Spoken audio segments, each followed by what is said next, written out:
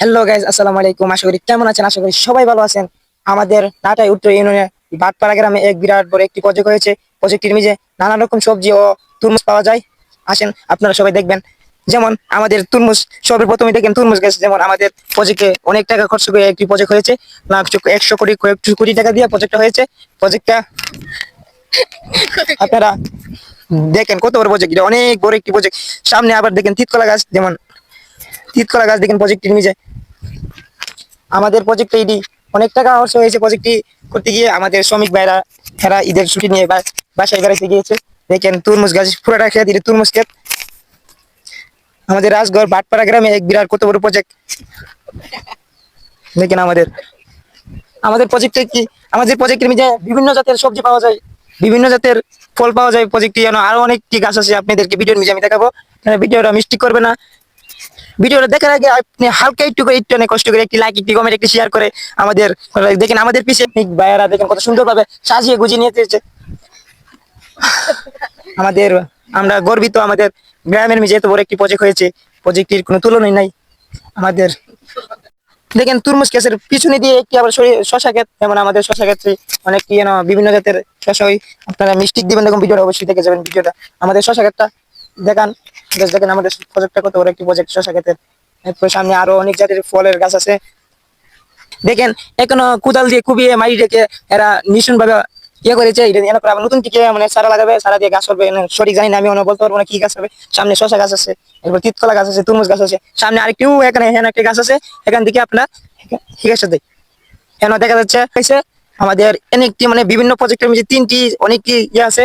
প্রজেক্টের মধ্যে নানা রকম সামনে আবার গাছ করে, গরুর জন্য গাছ করা হয়। বিভিন্ন জাতির প্রজেক্টের মধ্যে পাওয়া যায় আমাদের রাজগড় বাটপাড়া গ্রামে নাটাই উত্তর বাটপাড়া গ্রামের নিচে। দেখেন এই যে আমাদের মিষ্টি কুমড়া গাছ, এটা হইলো মিষ্টি কুমড়া বাগান।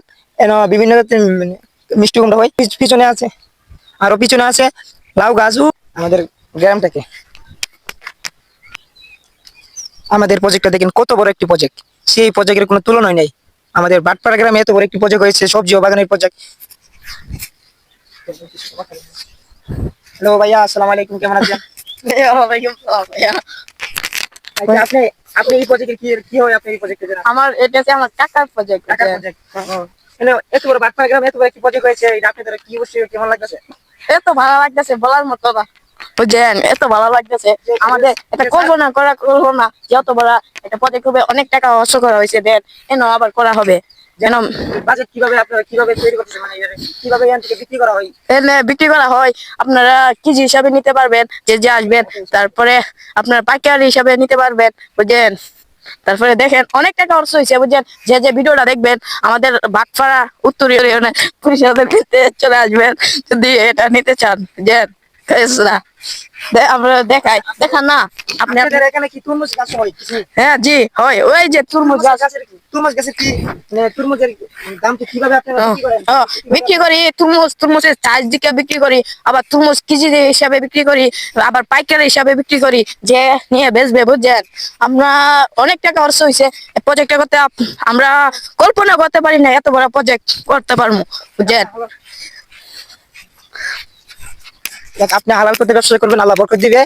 এটাই দেখেন তরমুজ গাছটি আমাদের ভাইটি যে টাকা বললো অনেক খরচ করেছে এই বাগান করতে গিয়ে। এটাই আমাদের দেখেন তরমুজ ধরতেছে প্রজেক্টটা। আর এখানে মাটি কোদাল দিয়ে কুড়িয়ে আবার নতুন টিকে চারা লাগানো হবে। মানে আমি সঠিক বলতে পারবো না কি যাতে চারা লাগবে না, সঠিক বুঝতেছে। আসার পরে দেখেন আমরা জিজ্ঞেস করবো কি কি পাওয়া যায়। পাওয়ার যে আমরা শ্রমিক ভাইকে অবশ্যই জিজ্ঞেস করবো।